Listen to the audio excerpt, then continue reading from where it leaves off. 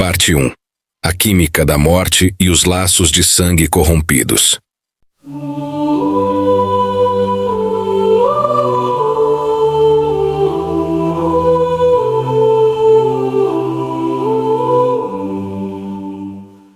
A maioria das pessoas acredita que o incêndio do edifício Joelma foi um acidente elétrico. Mas a perícia forense descobriu que as chamas começaram, geometricamente, em cima de um poço amaldiçoado. 26 anos antes da tragédia, um renomado cientista paulista usou seus conhecimentos em química para cometer o crime mais macabro de 1948: assassinar a própria mãe e as irmãs, ocultando os corpos no quintal de casa. O que a polícia encontrou no fundo daquela terra lavada com reagentes químicos deu início a uma sequência de mortes inexplicáveis. Este é o arquivo oculto da Rua Santo Antônio. O silêncio que rondava o casarão número 104 da Rua Santo Antônio, nas proximidades da icônica e cinzenta Avenida São João, no ano de 1948, exalava um odor metálico indescritível. Paulo Ferreira de Camargo não era apenas um homem respeitado pela elite paulistana. Ele era um cientista, um professor de química cujo intelecto frio dominava a tabela periódica e as reações que governam a decomposição da matéria orgânica. Sob a superfície de sua polidez acadêmica, contudo, rastejava uma obsessão doentia e uma ambição financeira sufocante. A herança familiar e a desaprovação de seus relacionamentos amorosos por parte de sua mãe, Benedita Ferreira de Camargo, e de suas irmãs, Maria Antonieta e Cordélia, transformaram o lar daquela tradicional linhagem em um laboratório de horror psicológico. As paredes da residência testemunharam meses de discussões ríspidas, sussurros carregados de rancor e o isolamento gradual de 3 mulheres que, sem saber, habitavam o mesmo teto que seu futuro carrasco. Naquela semana nebulosa de novembro, o plano meticuloso de Paulo saiu do plano mental para se materializar em pura violência. Munido de uma pistola automatizada, o químico emboscou suas parentes nos corredores escuros do casarão. O primeiro disparo rasgou o tecido epitelial e perfurou o peito de sua mãe, cujo corpo idoso colapsou instantaneamente contra o assoalho de madeira, sujando o tapete com uma poça densa e escura de fluido vital. O pânico paralisou as irmãs por frações de segundo. O tempo exato que Paulo precisava para mirar e descarregar o projétil contra a carne de Maria Antonieta e em seguida caçar Cordélia, que tentava em vão clamar por misericórdia divina. O som dos tiros ecoou abafado pela arquitetura pesada da casa, enquanto o cheiro de pólvora queimada se misturava ao vapor quente do sangue que inundava o ambiente. 3 vidas ligadas pelo mesmo DNA foram ceifadas pelo homem que deveria protegê-las, transformando o lar em um necrotério particular. Com os cadáveres ainda quentes e os olhos fixos e vítreos das vítimas encarando o teto, a mente fria do químico não vacilou diante do massacre. Ele sabia que a putrefação dos corpos seria sua maior inimiga e o rastro definitivo de seu crime hediondo. Foi então que ele direcionou seu olhar para o quintal dos fundos, onde semanas antes havia ordenado a escavação profunda de um poço artesiano, sob o falso pretexto de buscar água pura para o imóvel. Arrastando os corpos inertes e pesados pelos calcanhares, Paulo deixou um rastro escarlate que manchou irreversivelmente o piso. Um a um, os corpos da mãe e das irmãs foram lançados no abismo vertical daquela fresta na terra. O impacto dos tecidos humanos contra o fundo lamacento e escuro do poço selou o início de um dos capítulos mais macabros da crônica policial brasileira, onde o silêncio da terra sepultou provisoriamente o segredo profano do professor de química. Parte 2. A perícia forense e os vestígios ocultos no abismo. A ausência prolongada das 3 mulheres acendeu o alerta entre os vizinhos e familiares distantes, forçando a intervenção da tradicional polícia paulista. Quando os investigadores cruzaram o limiar do casarão da rua Santo Antônio, depararam-se com uma atmosfera de aparente normalidade, uma encenação meticulosa montada por Paulo para despistar qualquer suspeita. O ar, no entanto, carregava um perfume químico pesado, uma tentativa desesperada de mascarar o odor acre e adocicado da morte que começava a exalar das profundezas do terreno.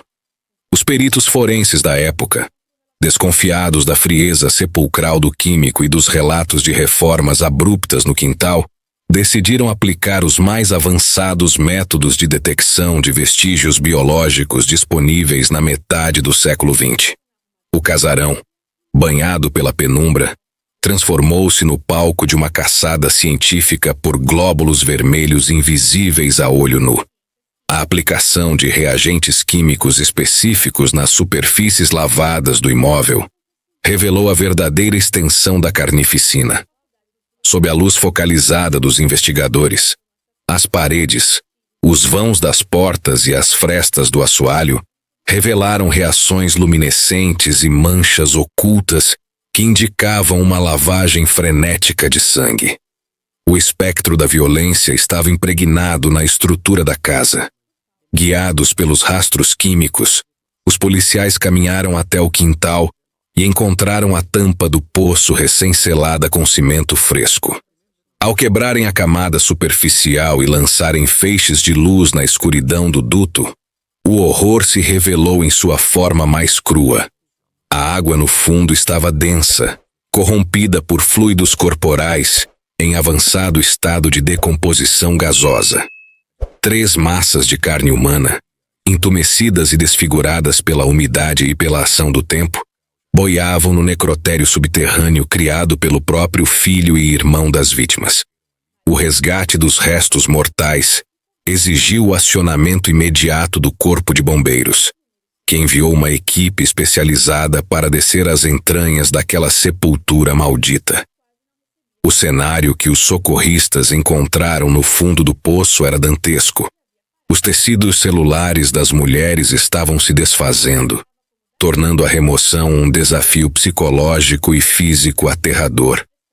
Conforme os corpos eram içados por cordas, o cheiro de putrefação tomou conta de todo o quarteirão, atraindo uma multidão de curiosos e fixando na memória da cidade a imagem daqueles sacos de lona ensanguentados. A autópsia posterior confirmou que os ferimentos por projéteis de arma de fogo foram a causa das mortes, desmoronando a farsa de Paulo. Encurralado pela irrefutável prova material produzida pela ciência forense, o químico cometeu suicídio antes de ser trancafiado em uma cela, cravando uma bala em seu próprio crânio e deixando o casarão sem herdeiros vivos, restando apenas o eco dos gritos de agonia de sua família. Parte 3. A maldição do poço e o nascimento do edifício Joelma. A morte de toda a família Ferreira de Camargo e o suicídio de seu algoz não encerraram a carga negativa que se impregnou naquele pedaço de terra no coração de São Paulo. Pelo contrário, o sangue derramado e o sofrimento agonizante das vítimas pareceram amaldiçoar o solo de forma permanente. Pouco tempo após o encerramento do inquérito policial, os membros da equipe de bombeiros que desceram ao fundo do poço para resgatar os cadáveres começaram a sofrer os efeitos de uma suposta retaliação sobrenatural. Em um intervalo assustadoramente curto de meses, os homens que tocaram na carne em decomposição das vítimas morreram um a um em acidentes de trânsito violentos, infartos fulminantes e doenças súbitas inexplicáveis. A população paulistana, tomada pelo pavor, batizou o terreno de solo maldito, e o casarão acabou sendo demolido para dar lugar ao progresso urbano. Mas a energia sinistra permaneceu latente nas fundações da cidade. Décadas mais tarde, na virada dos anos 1960 para os anos 1970, o mesmo quadrilátero de terra que abrigou o Poço da Morte foi escolhido para a construção de um moderno e imponente arranha-céu de escritórios, o edifício Joelma. Durante as escavações e a colocação das pilastras de sustentação do novo prédio, operários relatavam ruídos estranhos, quedas inexplicáveis de ferramentas e uma sensação constante de estarem sendo observados por olhos invisíveis vindos do subsolo. O passado de sangue ignorado pelos especuladores imobiliários cobrou o seu preço em 1º de fevereiro de 1974. Um curto-circuito em um aparelho de ar-condicionado no 12º andar desencadeou um dos incêndios mais letais e devastadores da história mundial. As chamas, alimentadas por materiais altamente inflamáveis, transformaram o edifício Joelma em uma gigantesca pira funerária vertical, mimetizando o calor infernal e o desespero que assolaram o casarão de 1948. O Joelma tornou-se uma armadilha mortal onde 179 pessoas perderam a vida carbonizadas ou asfixiadas, e mais de 300 ficaram gravemente feridas. Em um eco macabro do crime do poço, 13 pessoas tentaram escapar do fogo subindo em um elevador, mas acabaram presas no poço do equipamento. Seus corpos foram encontrados fundidos uns aos outros pelo calor extremo, totalmente irreconhecíveis, sendo enterrados como as 13 almas do edifício Joelma. Historiadores e caçadores de mistérios apontam que a localização exata onde esse elevador travou correspondia geometricamente à projeção vertical do antigo poço, onde Paulo Ferreira de Camargo ocultou sua mãe e irmãs.